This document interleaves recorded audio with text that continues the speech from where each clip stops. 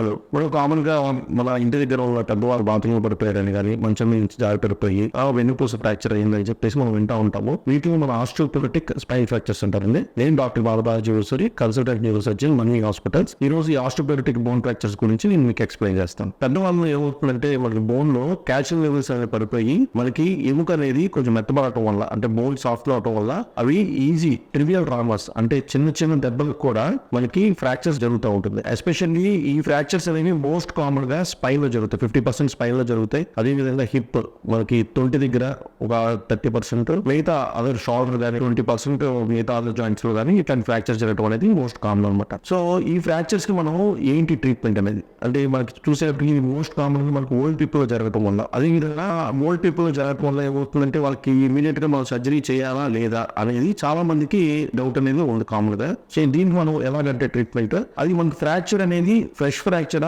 Old fracture అనేది మనం first identify చేసుకోవాలి. Fresh fracture old fracture identify చేసుకోవడానికి మనం ఎంఆర్ఐ స్పైన్ తీయాల్సి వస్తుంది. ఎంఆర్ఐ స్పైన్ లో ఆ బోన్ మ్యారో అనేది మనకి బోన్ మ్యారో ఇడిమా ఉంటే అది మనకి ఫ్రెష్ ఫ్రాక్చర్ మనం కన్సిడర్ చేస్తాం.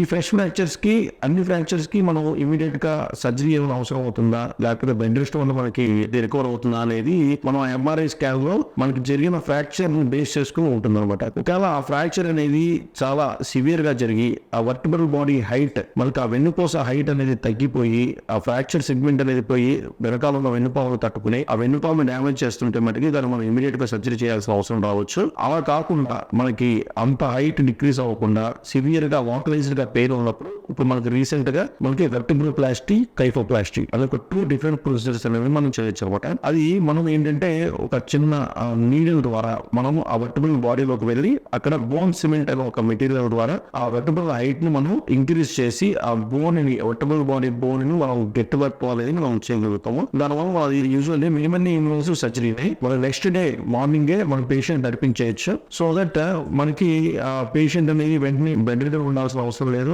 ఇమీడియట్ గా మనం పేషెంట్ అనేది మొబైలైజ్ చేసుకుని తన పనులు చేసుకుని ఉండొచ్చు అనమాట. అలా కాకుండా అది ఒక్కోసారి ఈ వెర్టిబ్రోప్లాస్టీ, కైఫోప్లాస్టీ అనేది వెర్టిబ్రల్ బాడీ పైన ఉన్న డిస్క్ ప్లేట్స్ అంటారండి. ఆ డిస్క్ ప్లేట్స్ ని కానీ ఫ్రాక్చర్ దాటుకుని వెళ్తే మట్టుకి దానికి ఈ వెర్టిబ్రోప్లాస్టీ, కైఫోప్లాస్టీ అనేది మనం చేయడం అనేది కుదరదు అనమాట. సో ఈ రకమైన ట్రీట్మెంట్ వల్ల కూడా మనం ఆస్టియోపొరోటిక్ స్పైన్ ఫ్రాక్చర్స్ కి మనం ఆధునికంగా మనం చేయడం అనేది జరుగుతుంది.